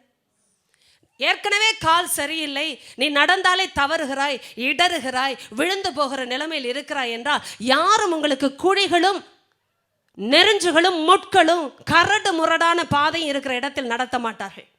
ஒரு மனுஷனுக்கு அவ்வளோ நல்ல இருதயம் இருக்கும் என்றால் தேவன் நன்மையே அன்றி தீமை அறியாதவர், எவ்வளோ நல்லவர், நம்மை நடத்தவர் விரும்புவார். அதெல்லாம் சொல்லுங்க, உன் பாதங்களுக்கு வழிகளை செம்மைப்படுத்து. நன்றாக கவனிங்களேன், இந்த வழிகள் செம்மையாகணுமா அப்படின்னா என்ன அர்த்தம்? நீ ராங் ரூட்ல இருக்க. யாருங்க இதெல்லாம் சொல்லுவா? ஓ நாக்கு ராங்கா இருக்கு, யார் சொல்லுவா? நம் வாழ்க்கையிலே நாம் பேசுகிறதெல்லாம் சரி நான் நினைக்கும் பொழுது கர்த்தர் சொல்ற, நீ பேசுகிறது சரியில்லை, எந்த வார்த்தைகள் சரியில்லை என்று அவரே சொல்லுவார். ஏனென்ற வார்த்தைகளை படிக்கிற எனக்கே தெரியும் எது எனக்குள் அந்த நோயை கொண்டு வந்தது என்று. என்னை கவனிங்களேன், வார்த்தையில கூட தவறு வரும்பொழுது அது நோய்ங்க. நாக்கு சிக்னஸ்ல இருந்தா நமக்கு தெரியாது, கர்த்தர் காட்டுவா. If your tongue is having any sort of sickness, you need healing. You need healing in your tongue. நாக்குக்கு சுக அவசியம். இதை எந்த டாக்டரும் கொடுக்க முடியாது. என்னடா சரீரத்தை நாக்கை பார்த்துட்டு விட்டுருவாங்க, ஆனா அந்த நாக்கில் இருக்கிற அந்த அந்த பிரயோஜனத்தையே பார்க்கிறேன் தேவன். ஹல்லேலூயா. உங்க நாக்கை தேவன் பயன்படுத்த விரும்புகிறார். Oh my God. அதனால தான் ஏசியாவுக்கே தொடுதல் தேவைப்பட்டது. எத்தனை பேருக்கு? Oh my God. ஒரு ஆளை தீர்க்கதரிசியா உலகமே பார்க்கும்போது என் ஆண்டவர் பார்த்தால் முடமா இருக்கிறது. நன்றாய் புரிந்து கொள்ளுங்கள், ஆண்டோடைய மகா பரிசுத்த பிரசன்னம் இறங்கினவனே ஐயோ நான் அதமானே. எதுவும் சேர முடியாத இடம் இது. எத்தனை பேருக்கு புரிகிறது? பரிசுத்தர் பரிசுத்தர் பரிசுத்தர் என்று கேருபீன்களும் சேராபீன்களும் பறந்து கொண்டு ஓயாமல் துதித்து கொண்டிருந்த இடத்துல நிலைக்கதவுகள் அசையும்படியாக தேவனுடைய பிரசன்னம் இறங்கின பொழுது, அந்த ஆலயம் முழுவதும் புகையால் நிரம்பின போது பயங்கர சத்தம் ஆலயத்தில். ஏசே கத்திட்டாரு, ஐயோ நான் அதமானே. நன்றா கவனிங்க, நன்றாய் கவனிங்க. தேவனுடைய பிரசன்னத்தில் இதெல்லாம் நடக்கணும். கர்த்தர் இறங்கினார் என்றால் அதுதான் அடையாளம். அப்படின்னா என்ன அர்த்தம்? அவரோடு இணைய முடியாதது எல்லாம் பட்சிக்கப்படும். அப்படி கத்திட்டாரு ஏசை. ஐயோ நான் அதமானேன் என்றால் என்ன அர்த்தம்? நான் செத்துட்டேன்னு சொல்லிட்டாரு. நான் செத்துட்டேன்னா என்ன அர்த்தம்? கரெக்டா சொன்னேன். நன்றா கவனிங்க, பொதுவான டயலாகே இல்லை இதெல்லாம். நான் செத்துட்டேன்னா என்ன அர்த்தம் தெரியுமா? என் நாக்கு சரியில்லைன்னு கண்டுபிடிச்சிட்டார். உடனே கண்டுபிடிச்சார். ஆண்டவர் சொல்லலை, ஐயோ நான் அசுத்த உதடுகள் உள்ள மனுஷன், அசுத்த உதடுகள் உள்ள மனுஷர்கள் மத்தியிலே வாசம் பண்ணுகிறேன். யாரும் சொல்லலை, கர்த்தர் சொல்லவே இல்லை. முடமாய் இருக்கிறது அப்படின்றால் என்ன அர்த்தம்? பிரசன்னத்திலேயே வெளிப்படுத்தப்பட்டது. பிரசன்னம் வந்த உடனே, மகிமையை தரிசித்த உடனே ஏசையை கண்டுபிடித்தான், நாக்கு சரியில்லை. என்ன கவனிங்க, நம்ம வாழ்க்கையில் முக்கிய குறிப்பு எனக்கு நேரமே இல்லாமல் போய் கொண்டிருக்கிறது. அவர் சொல்லுகிறார், உன் பாதங்களுக்கு வழியை செம்மைப்படுத்து என்றால் என்ன அர்த்தம்? ஒரு ரூட்டை மாற்று. வழியை மாற்று என்றால் என்ன அர்த்தம்? அதில் நிறைய விஷயம் இருக்கு. இணைப்பை மாற்றணுமா மாற்று, ஃப்ரெண்ட்ஸை மாற்ற வேண்டுமா மாற்று, இடத்தையே மாற்றணுமா மாற்று. எத்தனை பேருக்கு புரிகிறது இதெல்லாம்? சில பேருக்கு இந்த நேரத்தில் தான் பிரச்சனை வருது. ஓகே என் லைஃப் இருக்கிறபடி இருக்கட்டும், டச் பண்ணாதீங்கன்னா who cares? நான் செத்தா எனக்கு தாங்க நஷ்டம். நன்றாய் கவனிங்களேன். ஐயோ நான் அதமானேன். I don't know about somebody else, but I come to know my own iniquity. I know about my own problem. This is not about the whole clan of Israel. This is about my own life. எத்தனை பேருக்கு புரியுது? தேவனுடைய பிரசன்னத்தில் நிற்கிற ஆளுக்கு தானே அந்த வெளிச்சம். Oh, how much we need God. நான் கூட்டத்தில் ஊழியம் செய்கிற வரைக்கும் எனக்கு தெரியல. Oh, that's the secret of this talk now. நான் கூட்டத்தில் இருக்கிற வரைக்கும் அது தெரியாது. எத்தனை பேருக்கு அதெல்லாம் புரியுது? இது கூட்டம். ஆனால் தேவன் தனிப்பட்ட விதத்தில் பேசுகிற ஒரு இடம். அவர் கூட்டமாய் பேசுகிறார், தனிப்பட்ட விதத்தில் பேசுகிறார். ஆனால் இதை நான் செயல்படுத்துகிற இடம் என் ரகசியாரே, பப்ளிக் பிளேஸ் இல்லை. அது நான் பப்ளிக் பிளேஸில் நமக்கு பேச வராது. நம்ம நடிக்க ஆரம்பிப்போம், நம்ம கவர் பண்ண ஆரம்பிப்போம். ஆனால் அந்த ரங்கத்தில் கவர் பண்ண முடியாது. எல்லாமே நிர்வாணமாக இருக்கிற இடம் அது. ஹல்லேலூயா என்று சொல்லி பெற்றுக்கலாம். இயேசுவின் நாமத்தில் அப்படியே ஆகிறது. அந்தரங்க அறையில் நிர்வாணமாக இருக்கிறது தான் சரியான diagnosis. We put a lot of things when we come before people. And when we are left alone in the secret, we are naked. We are uncovered in the presence of God. மோசே சொல்ல முடியும்னா நீங்களும் நானும் ஒன்றுமே இல்லை. அந்தரங்க பாவங்களை உன்னுடைய வெளிச்சம், அதாவது உன்னுடைய முகத்தின் வெளிச்சத்துக்கு முன்பாக நிறுத்தினேன். அப்படின்னா யாரும் மறைக்க முடியாதியா? அந்தரங்க பாவம் டைரக்டாக இருக்குது. நான் சொல்கிறது அந்தரங்கம். Try and understand. உங்கள் வெளியரங்க பற்றி நீங்கள் கவலையப்படாதீங்க, நீங்கள் பேசாதீங்க, நீங்கள் பெருமை பாராட்டாதீங்க. அது ஒன்றும் இல்லை. என் தேவன் வெளியரங்கத்தை பொறுப்பெடுப்பார். எப்போ தெரியுமா? அந்தரங்கம் சரியாக இருந்தா. எனக்கும் உங்களுக்கு இருக்க வேண்டிய மெயின் கன்சர்ன் அந்தரங்கம் தான். நீங்கள் வேற எதை பற்றியும் பேசாதீங்க, ஜெபம் பண்ணாதீங்க. Waste of time. இது நடக்கணும், அது நடக்கணும், ஊரே பார்க்கணும், அதெல்லாம் வேஸ்ட். ஜெபத்தில் அதெல்லாம் time waste. Focus on your secret life, where even your own husband and wife doesn't have a clue concerning your private life. எத்தனை பேருக்கு புரியுது? Nobody has access towards your secret life except God himself. கர்த்தரை தவிர அந்த ரகசிய அறைக்குள்ள யாருக்குமே இணைப்பு இல்லை, யாருக்குமே அதை குறித்து எந்த ஒரு நாலேஜும் இல்லை. கூட படுக்கலாம், ஆனால் இருதயத்தை நடக்கிறது தெரியாது. ஆனால் தான் ஆண்டவர் ஒருத்தரை படுக்கையில் இருக்கிற ஆளை எடுத்துக்கொண்டு ஒருத்தரை கைவிடுகிறார்.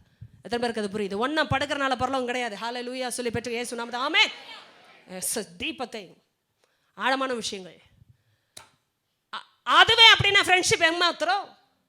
எங்க கட்டண பொண்டாட்டி புருஷனே அப்படின்னா இந்த காலத்தில் அந்த கான்செப்ட் இல்லை. எவ்வளோ பெரிய வேதனை. கல்யாணம் ஆயிதான் ஒன்றா படுக்கணும்லாம் அவசியம் இல்லை. இப்போ படுத்துட்டு கூட கல்யாணம் பண்ணிக்கலாம்னு யோசிக்கலாம். I'm talking something about the worldly thing. நம்முடைய ஞானம் என்று சொல்லுகிறதெல்லாம் பைத்தியமா இருக்கிறது தேவனுக்கு முன்பாக. நான் என்ன சொல்லட்டும்?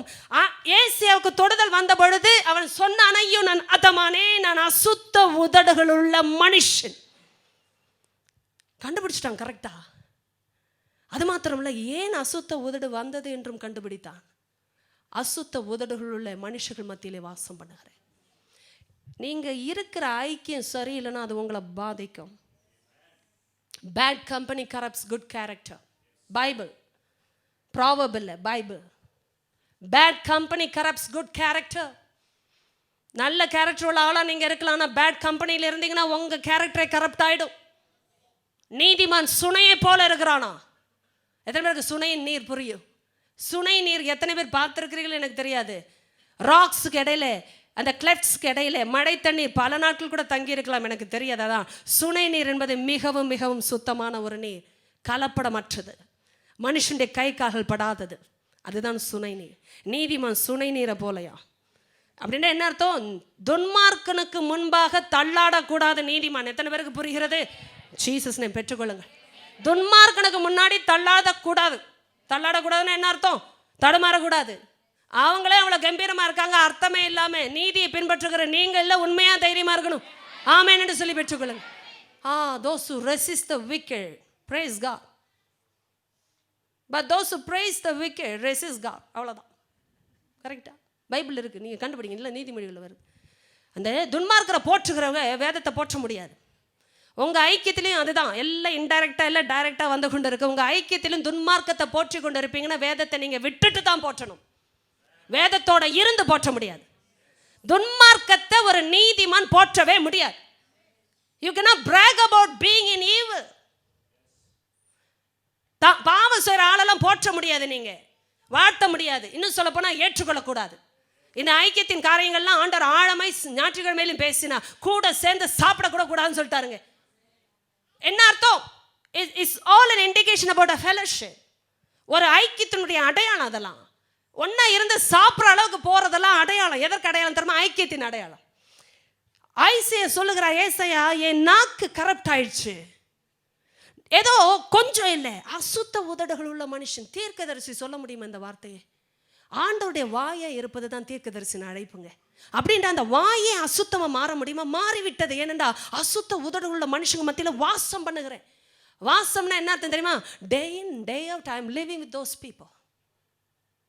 எப்போ பாரு கெட்ட வார்த்தையும் கெட்ட சகவாசத்தையும் நான் பார்த்து கொண்டு இருக்கிறதுனால என் வாயின் நாக்கே அசுத்தமாகி விட்டதே. ஐயோ! இப்போ தேவனுடைய பிரசன்னத்தில் அதற்கு ஐயோ, அதற்கு ஐயோ. ஆமென். அதற்கு ஐயோ, அந்த அசுத்தத்திற்கு ஐயோ. அது நடந்துதான் ஆகணும். அப்போ உடனே ஆண்டவர் பார்த்தார், தூதர்களை கொண்டு சுத்திகரியவனே, சுத்திகரி. என்ன அந்த அறிக்கை வந்த உடனே பரிசுத்த தூதர்கள் உடனே என்ன செஞ்சாங்க? பலிபீடத்தின் நெருப்பை குரட்டால் எடுத்துக்கொண்டு போய் அவனுடைய உதடுகளை தொட்டாள். ஹல்லேலூயா. அறிக்கை வந்த உடனே, நான் சொல்றதெல்லாம் ரொம்ப டீப்பா போகுது. முதல்ல ஆண்டவர் காட்டும் போது ஒத்துக்கொள்ளுகிறது மிக முக்கியமான ஒரு கட்டம். அப்படிதான் அவர் காட்டுகிறார். எந்த அந்த விஷயத்தை பற்றி டில்லி டேலிங்னு வாங்கல, இப்படி அப்படிமா இருக்குமெல்லாம் நாங்கள் கலந்து ஆலோசிக்க வேண்டிய அவசியம் இல்லை, உங்கள் ஃப்ரெண்டு கிட்டலாம் கன்சல்ட் பண்ண வேண்டிய அவசியம் இல்லை, உங்களுக்கு முதல்ல தெரியட்டும். அவர் சொல்கிறார், நான் அதமானே, எனக்கே பிரச்சனை, ஏன் பிரச்சனை வந்ததுன்னு அப்புறம் கனெக்ட் பண்ண ஆண்டவர் உதவினாரு. நீ இருக்கிற மக்கள் அப்படி, நீ கூட இருக்க வைத்து கொண்டு இருக்கிற அந்த மக்கள் அப்படி. இப்போ உனக்கு வேண்டியது சுத்திகரிப்பு. இதோ இதனால் உன் பாவங்கள் நிவர்த்தியாக்கப்பட்டது. பிறகு சொல்றார், யாரை நான் அனுப்புவேன்? உடனே என்னை அனுப்ப ஆண்டவரே. உடனே சொல்லுகிறார், நான் அனுப்புகிறேன் இப்போ உன்னை. இது வரைக்கும் தீர்க்கதரிசி தான், ஆனால் அதற்கு பிறகு அனுப்பின விதம் வேறு. ஏன்னா ஆண்டவருடைய வாயாய் சுத்திகரிக்கப்பட்ட நிலைமையில, பாவம் நிவர்த்தியாக்கப்பட்ட நிலைமை, தேவனுடைய வசனத்தை சொருக்குகிற அதிகாரம், இதெல்லாம் நமக்கு நடந்தே ஆகணும். இயேசுவின் நாமம். Try and analyze your spiritual condition. May God give you the right diagnosis. கர்த்தர் உங்களுக்கு எனக்கு சரியான அந்த ஒரு என்ன செய்யலாம், அந்த பரிசீலனையை கொடுத்து பரிசோதனையை அனுப்பி சரியாய் கண்டுபிடிக்க உதவி செய்வாராக. ஏன்னா அது நடந்தால் தான் சொஸ்தம். இப்போ சொல்லுகிறா, இப்போ முடமாக இருக்கிறது அந்த கால், இந்த கை, இந்த விஷயங்கள் எல்லாம் இப்போ என்ன செய்யணும், நீ நிமிர்த்தணும் என்றால் முக்கியமான ஒரு குறிப்பு, உன் பாதங்களுக்கு வழியை செவைப்படுத்து. அதே ரூட்டில் இருக்காது. நான் சொல்லுகிறது தீர்க்க தரிசனமான. நீங்களும் நானும் இப்படி வாழ்கிற ரொட்டீன்லேயே வாழ்ந்துக்கிட்டு இருந்தா அதே ரிசல்ட் தாங்க கிடைக்கும். எத்தனை பேருக்கு புரிகிறது? இப்போது ஒரே வேலையில் நான் 10 வருஷம் 15 வருஷம் இருந்தாலும் என் சம்பளம் உயரணும்னு ஆசைப்படுகிறேன் அல்லவா? என் சம்பளம் உயராமல் அதே கம்பெனியில் அதே சூழ்நிலையில் அதே என்ன சொல்லலாம், அந்த பதவியிலேயே நான் பல வருடம் வாழ்ந்தேன் என்றால் ஏதோ பிரச்சனை எனக்குன்னு அர்த்தம் அல்லவா? ஆவிக்குரிய வாழ்க்கை அப்படி தான். பல வருஷம் நான் அப்படியே இருக்கிறேன், செய்த ஜபத்தையே ஜபிக்கிறேன், போன விதத்திலே போகிறேன், என் டெய்லி லைஃப் அப்படியே இருக்கு, நான் என்னங்க பிரயோஜனம்? இது எனக்கும் உங்களுக்கும் ஆண்டவர் அசைக்க முடியாது சொல்கிற வார்த்தை. டேடி ஏதாவது மாறணும்ல. இப்படியே தான் எந்திரிக்கிற நேரம் அதுதான், தூங்குற நேரம் அதுதான், டிவி பார்க்குற விஷயம் அதுதான், இன்னும் எதுவுமே மாறலை. ஃபேஸ்புக்கு இன்டர்நெட்டில் நான் கனெக்ட் ஆன விஷயங்கள் மாறலை. Try and say what is stealing your time. எனக்கு உண்மையாக புரியல. கர்த்தரோட உட்காரவே டைம் பத்தலன்னு சொல்கிறோமே, இப்போ எங்கேயோ டைம் போய்கொண்டு தானே இருக்கு. Are you able to see the time now? ஆண்டரோட உட்கார டைம் இல்லைன்னா ஏதோ ஒரு விஷயத்துக்கு டைம் போய்கொண்டு தானே இருக்கு. அவ்வளோ பிஸியாங்க நாம். எவ்வளோ ஆச்சரியமான குறிப்புகளை பேசி விடுகிறோம். வேலைக்கு போக டைம் இருக்குது, அயன் பண்ண டைம் இருக்குது, சாப்பிட டைம் இருக்குது, டிவி பார்க்க டைம் இருக்குது, ஷாப்பிங்க்கு டைம் இருக்குது இல்லையா, சமைக்க டைம் இருக்குது. நிறைய நேரம் நம்ம லைஃப் சமைக்கிறதுக்கே போகுது. காரணம் ஃபுட்டு ரொம்ப முக்கியம். இதை யார் சொல்லி கொடுத்தது? ஏன்னா சரீரத்தின் தேவை மிக முக்கியமாய் போய்விட்டது ஆவிக்குரிய தேவையை விட. அதனால தான் சில நேரம் நம்ம சாப்பாட்டுக்கு கொடுக்குற டைம் ஆண்டரோட கொடுக்கறதில்ல. இது கணவன் மனைவியுமே அறிய வேண்டிய விஷயம். ஏன் ஒரு நாள் பிளான் பண்ணுங்களேன், ஒரு சிம்பிள் ஃபுட்டை வச்சுட்டு மனைவியை கொஞ்சம் தனியாக ஜாம் பண்ண விடுங்களேன். ஏன் அன்னைக்கும் நான்வெஜ் சமையல் பண்ணி தான் ஆகணுமா, பிரியாணி சமைத்து தான் ஆகணுமா? ஏன் அது இல்லாமல் உங்கள் குடும்பம் யாருமே வாட மாட்டார்களா? நான் உங்களை வேறு விதமாக சிந்திக்க அழைக்கிறேன், வேறு ஒன்றும் இல்லை. ஏன் சண்டே ஸ்பெஷலாக சாப்பிட்டு தான் ஆகணுமா? ஏன் ஒரு நாள் அப்படியே சந்தோஷமாக ஆண்டவர் சமூகத்தில் நல்லா ஆராதிக்க ஆயத்தம் பண்ணும்படியாக சாட்டர்டே ஃப்ரீயாக இருங்களேன். ஏன் சண்டேக்கு சாப்பாடு ஆயத்தம் பண்ணுறதுலே ஃபோக்கஸாக இருக்கீங்க? அதனால தான் ஆயத்தம் இல்லாமல் சபைக்கு வரோம். ஜபம் பண்ணாமல் சபைக்கு வந்துட்டு ஆண்டவர் தீர்க்க தரிசனமாக பேசணும்னா எப்படி கனெக்ட் ஆகும்? எத்தனை பேருக்கு புரியுது? ஏசியா ஆண்டோடைய ஆலயத்துக்கு வந்து நின்றார், அதனால தான் என்கவுண்டர். சில விஷயம் வராது, இல்லைனா வீட்டில் இருந்து ஜோம் பண்ணா வந்திருக்காது ஏசியாவுக்கு. அன்னைக்கு அவர் ஆலயத்தில் என்கவுண்டர். அதுதான் பியூட்டிஃபுல். அவர் வீட்டில் ஜோம் பண்ணாதவரா, வீட்டில் தேவனுக்காக பேசாதவரா, பைபிள் படிக்காதவரா, இல்லை என்ற ஊழியம் பண்ணாதவரா? இட்ஸ் நாட் அபவுட் பப்ளிக் லைஃப்மா. நான் வெளியில் என்ன செய்கிறேனே ஃபோக்கஸ் பண்ணுறதுல தான் எனக்கு பிரச்சனையே. என் அந்தரங்க ஓட்டையாக இருக்குது, அதுதான் ப்ராப்ளம். வீட்டில் உட்காந்தா ப்ரேயர் வரல, துதி வரல. எனக்கு என் டயக்னோசிஸ் எனக்கு தெரியணும். I am struggling. I'm not able to pray with focus. என் மைண்டில் நிறைய அட்டாக்.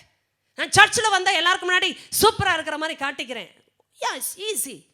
வீட்டுக்கு போனால் முடியலையே, அதை நம்ம ஒத்துக்கொண்டு தானே ஆகணும். அப்போ வீட்டில் ஆண்டவர் வாசம் பண்ணலைன்னா ஏதோ ஒரு ப்ராப்ளத்துக்கு நான் இடம் கொடுத்துருக்கேன். அதையும் ஆண்டவர் காட்டுறாரு. வழியை செம்மை பண்ணணும் நீ பாதங்களுக்கு. ஏன்னா அது நடக்கிற இடம், நீ நடக்கிற வழி அது. நீ காலை நல்லா ஆக்கணும்னா முதல்ல அந்த பாதை சரியாகணும். ஏமே அப்படின்னா என்ன அர்த்தம் தெரியுமா? இது ஒரு பியூட்டிஃபுல்லான இணைப்பு. இப்போ உன் கால் முடமாய் போகுனதுக்கு காரணம் அந்த பாதை.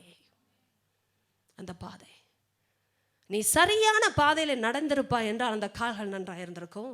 அந்த கால்கள் முடமானதற்கு காரணம் நீ போன பாதை. அப்படி எத்தனை பேருக்கு இப்பொழுது புரிகிறது? சில இணைப்புகள் நம்மை முடமாக்குங்க. I'm telling ப்ராஃபிட்டிக்கலி. சில இணைப்புகள் நம்மை முடமாக்கும். Try and analyze that in the spiritual sense. ஆண்டவருடைய ஆவியானவரை கொண்டு யோசிங்க. சில இணைப்புகள் நம்மை முடமாக்கும். அது யாராக இருந்தாலும் சரி, எனக்கு தெரியாது, கர்த்தர் நமக்கு காட்டுவா. நம்ம அதை ஆவிக்குரிய வார்த்தையை பேசலாம், எல்லாம் ஆவிக்குரிய வார்த்தை தான். நான் கேட்குறேன், இஸ்ரவேலர்கள் ஆண்டோடைய பிள்ளைகள் இல்லையா? ஆம், இஸ்ரவேலர்கள் ஆண்டோடைய பிள்ளைகள். ஏன் அசுத்த உதடுகளுள்ள ஜனங்களின் மத்தியில் வாசம் பண்ணுகிறேன்னு ஏசாயா சொன்னார். என்னதான் ஆண்டவர் பிள்ளை ஆலயத்தில் ஆராதனை செய்தாலும் கூட்டம் சரியில்லை. இன்னைக்கு எல்லாரும் சொல்லுகிற சபைக்கு வருகிறேன், நான் யாரிடத்திலும் பேசவில்லை என்பது சரி அல்ல. சரியா இருக்கிற ஆட்களை கண்டுபிடிப்பதே சரியான ஒரு பார்வை. I don't recommend to involve with everybody else life here. ஒரு போதகரை நான் சொல்லவே மாட்டேன் எல்லார்ட்டையும் நெருங்கி பழகுங்கன்னு. That's wrong. உங்களுக்கே தெரியாது யாரோட பழகுறீங்கன்னு முதல்ல. அதுதான் உண்மை. அதுக்கு ஒரு வெளிச்சம் தேவை. ஆனா ஆவிக்குரிய நிலைமையில இணைய கற்றுக்கொள்ளணும். போதகர்களா நாங்க யார் கூடயும் பழகுவோம், நல்லா புரிந்து கொள்ளுங்க. ஆனா எங்களை வச்சு நீங்க பழகாதீங்க. ரெண்டும் ஒரே லெவல் இல்லை. ஏன்னா நாங்கள் பார்க்குறது நீங்கள் பார்க்கவே முடியாது. எத்தனை பேருக்கு அது புரிகிறது? பார்க்கவே முடியாது உங்களால். இது கர்த்தர் மெய்ப்பொருளுக்கே கொடுத்த கிருபை. அது அவரால் வந்தது, வேறு வழி இல்லைன்னா சபை பாதுகாக்கப்பட முடியாது. அத்தனையும் தெரிஞ்சாலும் நாங்கள் கரெக்டாக போக முடியும், அது தேவனால் வருகிற இரக்கம். ஆனால் உங்களால் முடியாது. அதனால் நீங்கள் யாரையும் பார்த்து நீங்கள் பழகக்கூடாது. உங்களுக்குள் இருப்பவரை வைத்து பழக கற்றுக்கொள்ளுங்கள். அதுதான் உங்கள் பாதங்களை செவ்வையான வழியிலே நடத்தும். ஆமே, நன்றாய் புரிந்து கொள்ளுங்க. இதெல்லாம் தேவனால் நமக்கு வருகிற இரக்கம். We learn things through the power of the Holy Spirit, through the spoken word. கர்த்தர் பேசுகிற வார்த்தையினால என் கண்ணு திறக்குதுங்க. அதனால வர டயக்னோசிஸ் தான் என் பாதையை சேவைப்படுது. இன்னைக்கு ஒருவேளை எது என் காலை இப்படி முடமாக்கும்படியாக மாற்றினது? யோசிச்சு பாருங்களேன். ஏதாவது ஒரு இஷ்யூ இருக்கும், ஏதாவது ஒரு எண்ணம் இருக்கும், ஏதாவது ஒரு இணைப்பு இருக்கும், ஏதாவது ஒரு வலை இருக்கும், ஏதாவது ஒரு பாண்டேஜ் இருக்கும். யோசித்து பாருங்களேன், என் ஜெபத்தில் தடையாக வர்றது எது? ஆண்டவருடைய பைபிளை வாசிக்க முடியாம தடையா இருப்பது எது? யோசித்தோம், எல்லாரும் யோசிக்கணும். கணவன் மனைவியை உட்காந்து யோசிங்க. இப்போ ஒரு கணவன் மனைவி ஒரே நோக்கத்துக்காக வாழ முடியலன்னா நீங்க தேவனுக்காக வாழ முடியாது. இருவர் ஒருமனப்பட்டிருந்தால் தான் ஒருமித்து நடக்க முடியும். அப்படினால் எப்படி நடக்க முடியும்? அப்போ நீங்க யோசிக்கணும். இதெல்லாம் என் மனைவியை நான் ஸ்டாப் பண்றேன்னா ஆண்டவருக்குள்ள வளர்கிறதுக்கு, என் பிள்ளைகளுக்கு நான் தடையா இருக்கிறேன்னா கணவர் யோசிக்கணும், கணவருக்கு நான் தடையா இருக்கிறேன் என்று மனைவி யோசிக்கணும். அப்படின்றால் ஒருவருக்கொருவர் ஆவிக்குரிய நிலைமையில தடை உண்டாகாதபடி நம்ம யோசிக்கணும். மனைவி சொல்றதை நீங்க புரிந்து கொள்ள முடியாம இருக்கலாம், அவங்க பார்க்கறதை நீங்க பார்க்கணும். அது தேவன் காட்டுவார். இதெல்லாம் உறவில் ஆண்டவர் காட்டுற விஷயம். சில உங்களுக்கு புரியாது, உங்க மனைவிக்கு தான் புரியும். எத்தனை பேருக்கு அதெல்லாம் புரிகிறது? உங்க மனைவி கம்ஃபர்டபுளா இல்லை, ஆவியில் உங்களுக்கு டிஸ்டர்ப் ஆகுதுன்னா கணவரை நீங்க ஒத்துழைக்கணும். கணவர் டிஸ்டர்ப் ஆகிறார், மனைவி கிட்ட சொல்லுவார், நீ பழகாதே, நீ பேசாதே, நீ பவுண்டரி வைனா. மனைவிக்கு ஒருவேளை தவறா தெரியாம இருக்கலாம், வச்சிருக்கணும், வச்சாதான் நல்லது. ஒத்துழைக்கணும். இதெல்லாம் ஒரு குடும்பத்துக்கு ஆண்ட வைக்கிற ப்ரொடெக்ஷன். ஏவா ஷேர் பண்ணியிருந்தா போகாதன்னு சொல்லியிருப்பாரு ஆதாம். ஏன்னா மைண்ட் மாறுது. நீ என்ன எங்கே சாப்பிடலாமா இந்த மாதிரி சொல்லுது லூசிஃபர் அப்படின்னா நல்லா இருந்திருக்குல்ல? இந்த அம்மாவுக்கு எவ்வளோ ரைட்டு கொடுத்துருந்தா அதுவே போய் பிடுங்கி சாப்பிட்டு அவருக்கும் கொடுத்தாலும் அவனும் சாப்பிட்டான். அந்த அளவு கைக்கு. சில நேரம் எங்கேருந்து எது வருதுன்னு கேட்காமலே சாப்பிட்றது. எத்தனை பேருக்கு இப்போ தெரியுது அது என்ன? ஏங்க நம்ம சம்பளம் இவ்வளோதான், எங்கேருந்துங்க இந்த புடவை வந்துன்னு எந்த அம்மாவும் கேட்குறாங்களா? கேட்க மாட்டாங்க. அந்த அளவுக்கு ஐக்கியம்.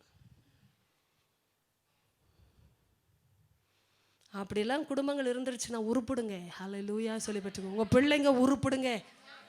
உங்களுக்குன்னு நல்ல மருமக்கள் மாதிரி கர்த்தர் வைப்பாருங்க, வரதட்சணை வாங்காம. ஆமேன் ஆமேனா. நீங்கள் இங்கே தட்சணை வாங்குற ஆசாமினா உங்களுக்கு வரதட்சணை புடுங்குகிற ஆசாமி தான் வருவாங்க. ஆமேன். அதெல்லாம் வளர்த்து பார்த்தா தாங்க தெரியும். கர்த்தருக்குள்ளே வளரணுங்க. அப்படிலாம் ஒரு கம்பீரம் வேணுங்க. ஆமேன். அப்போ அந்த மாதிரிலாம் கற்றுக்கொள்ளுங்க. 8:30 ஆயிடுச்சுங்க, யாரும் போக விரும்பலையாங்க. ஆண்டவர் நமக்கு கிருபை தரணுங்க. பாதங்களுக்கு செம்மைப்படுத்துங்க. சில நேரம் புரியல, சில நேரம் பிடிக்கல. ரெண்டும் இருக்கு விஷயம். புரியல பிடிக்கல. ஆனாலும் கர்த்தருடைய நாமத்து நிமித்தம், வசனத்தின் நிமித்தம் பயந்த தேவனுக்கு பயந்த உங்கள் புருஷனோ மனைவி ஒரு காரியத்தை சொன்னால், பிள்ளைகள் சொன்னால் பெற்றோர்கள் கேளுங்க. இதெல்லாம் வேணும் நமக்கு. அதுதான் எலியாவின் ஆவியுடைய யோவான் ஸ்நானகன் மூலமாக வந்த ஒரு ரட்சிப்பின் ஒரு ஆயத்தம். பிள்ளைகளுடைய இருதயம் பிதாக்கள் எடுத்துக்க, பிதாக்களுடைய இருதயம் பிள்ளைகள் எடுத்துக்கோ. நடக்கணும், ரெண்டுமே நடக்கணும். நான் அப்பா நான் சொல்றதான் கேட்கணும். என்ன அப்பா அப்பாவுக்கு சத்தியம் தெரியல, பிள்ளைக்கு தெரியல, கேளுப்பா.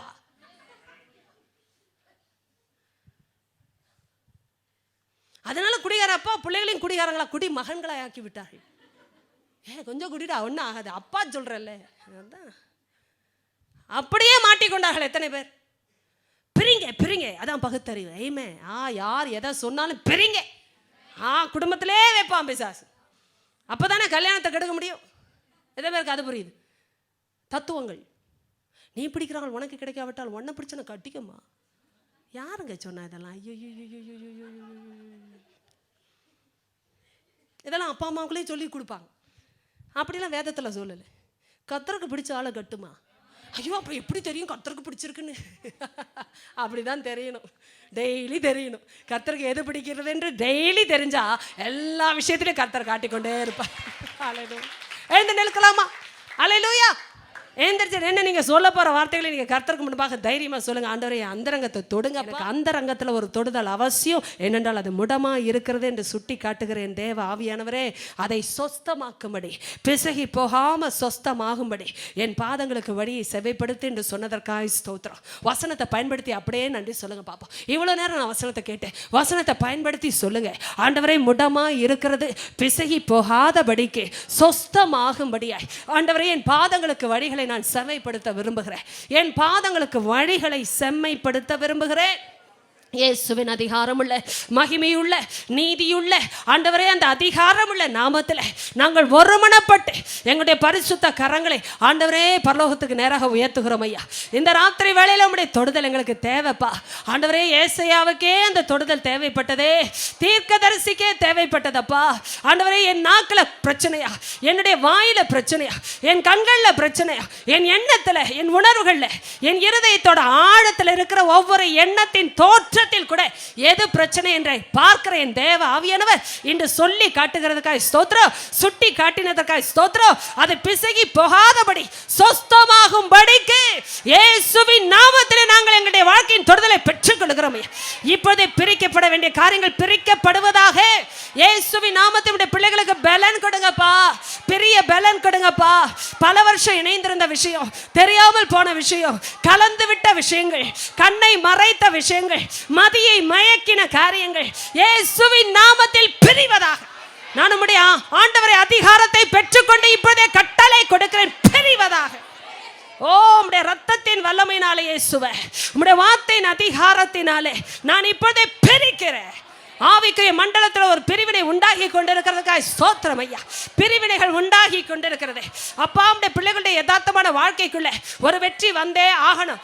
ஜெப வாழ்க்கையில் ஒரு விடுதலை வந்தே ஆகணும். ஜெபம் பண்ணும்பொழுது நாங்கள் இருதயத்தின் ஆழத்திலிருந்து பண்ணணும்பா. ஓ, உண்மையோட ஆவியோட உண்மை ஆராதிக்கணும்பா. இயேசுவின் நாமத்தில் நாங்கள் வார்த்தையை படிக்கணும்பா, மனப்பாடம் பண்ணணும்பா, எங்க ஆவியில பதிக்கணும்பா. ஏ ரபோனா கஷக்குர பரவாதியாந்தரபா லெக்கபல கோத்தி மென்ன கஷத்தரபா ரஹாத்தியா. இயேசுவின் நாமத்திலே அசுத்த ஆவிகளுக்கு கட்டளையிடுகிறேன், தேவ ஜனத்தை போகவிடு பிசாசு. சத்தியத்திற்கு கீழ்ப்படிந்து தேவ ஜனத்தை போகவிடு. வேலை அடைங்க, வேலை அடைங்க. ஒவ்வொரு வார்த்தையை சுற்றிலும் வேலை அடைங்கப்பா. என் கண்களை சுற்றி வேலை அடைங்க, எண்ணங்களை சுற்றி வேலை அடைங்க, என் நாவை வாயை சுற்றி வேலை அடைங்க, என் காதுகளை சுற்றி வேலை அடைங்க. நீங்க சொல்லும்போது ஆண்டவர் வேலை அடைக்கிறார். என் கால்களுக்கு வேலை அடைங்க, என் கைகளுக்கு வேலை அடைங்க. ஓ ஹalleluya. அக்கினி இறங்கட்டும், அக்கினி ஏசாயை தொட்ட அக்கினி, ஏசாயாவை தொட்ட அக்கினி இப்பொழுதே இப்பொழுதே இப்பொழுதே இப்பொழுதே இறங்கட்டும். பரிசுத்த ஆவியானவரின் அக்கினி பெற்றுங்கள். சுட்டரிக்கிறவரின் அக்கினி இயேசுவின் நாமத்தில் இப்பொழுதே சுட்டரிப்பதாக. பரிசுத்த ஆவியானவரை இறங்கி கொண்டிருக்கிறதுக்காக ஸ்தோத்திரம், ஸ்தோத்திரம், ஸ்தோத்திரம், ஸ்தோத்திரம் ஆண்டவரே, ஸ்தோத்திரம் ஆண்டவரே. பட்சித்து விடுங்க ஆண்டவரே. திரும்ப முளைக்கவே கூடாது, திரும்ப எழும்பவே கூடாது. நிரந்தரமாய் பட்சிக்கப்பட்டு போ. ஹோலி ஸ்பிரிட் இறங்கும், இறங்கும், இறங்கும். நீங்க இறங்கின இடத்துல உலகம் இருக்க முடியாது, அசுத்தம் இருக்க முடியாது, மாம்சம் இருக்க முடியாது. சொல்லுங்க, சொல்லுங்க, சொல்லுங்க. நீங்க வந்துட்டா அங்க உலகம் இருக்க முடியாதுயா. நீங்க வந்துட்டாங்க மாம்ச கிரியை செய்ய முடியாதுயா. கிரியைகள் அழிக்கப்படட்டும், மாம்சத்தின் கிரியைகள் அழிக்கப்படட்டும். இயேசுவின் நாமத்தில் அழிக்கப்படட்டும். இந்த சபையில் இருக்கிற ஒவ்வொரு பிள்ளைக்கு நான் தீர்க்க தரிசனம் உரைக்கிறேன். மாம்சத்தின் கிரைகள் அழிக்கப்படட்டும் ஐயா. ஆவியின் கடியில நாங்க வளரட்டும்.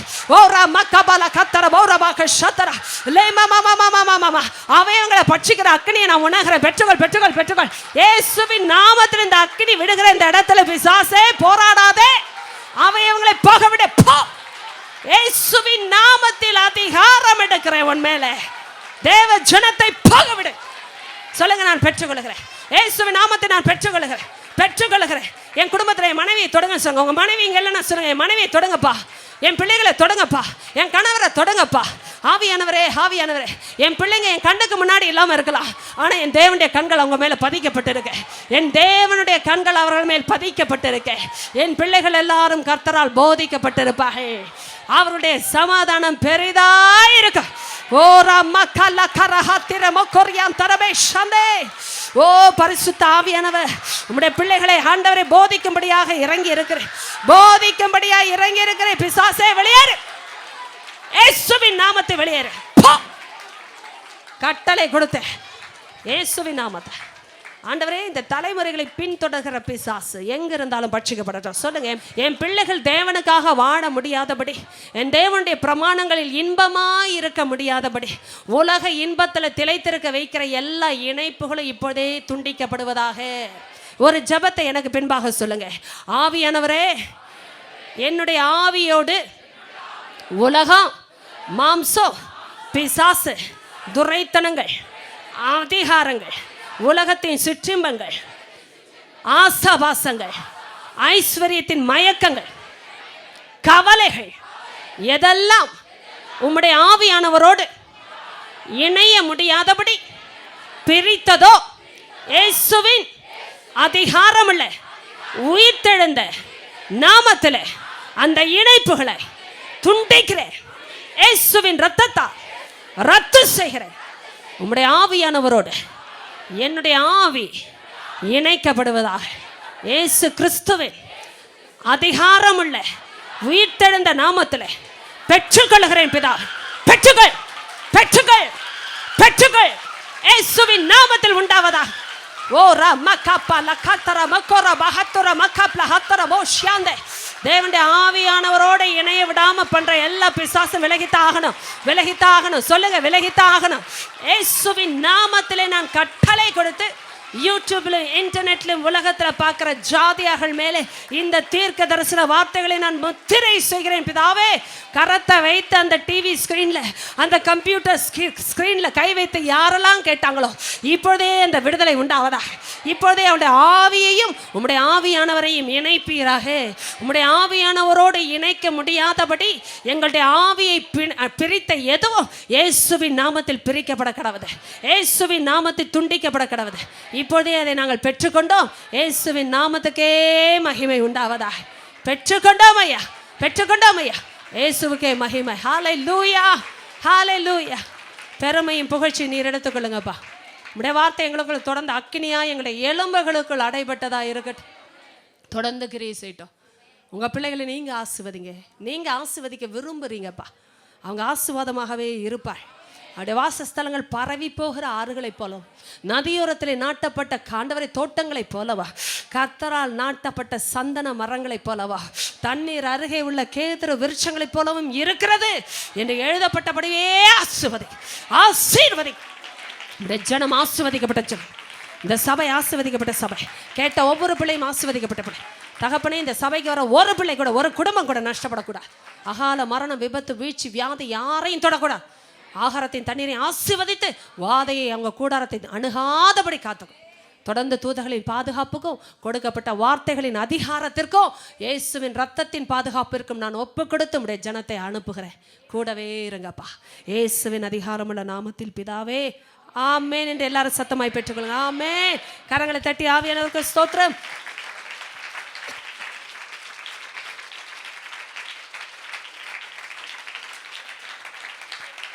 கர்த்தர் உங்களை ஆசீர்வதிப்பாராக.